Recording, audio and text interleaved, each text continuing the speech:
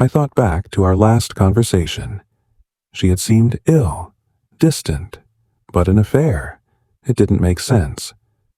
"Are you sure about this?" I asked, my voice shaking.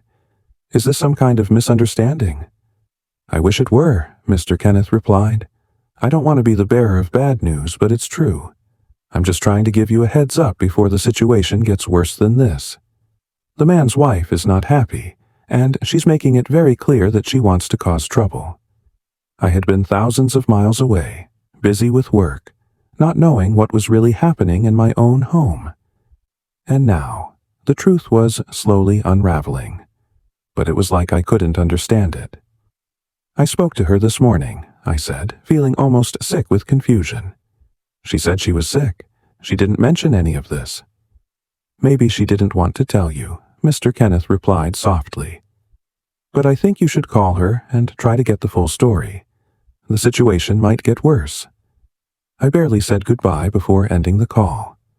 I didn't know what to do with myself. I was shaking. The rest of the evening I paced around my apartment, trying to focus, trying to figure out what the right thing to do was. My family, my wife, my kids. How could all of this have happened behind my back?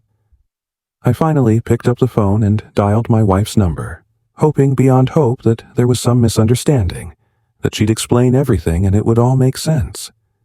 She answered, but her voice was distant and weak. "Hello?" she said, sounding tired. I tried to keep my voice steady. "Hey, it's me. I got a call from Mr. Kenneth. He said something about an affair. Is everything okay?" There was a long silence on the other end of the line. I could hear her breathing, then a faint cough. "I don't want to talk about it," she said quietly. That was all I needed to hear.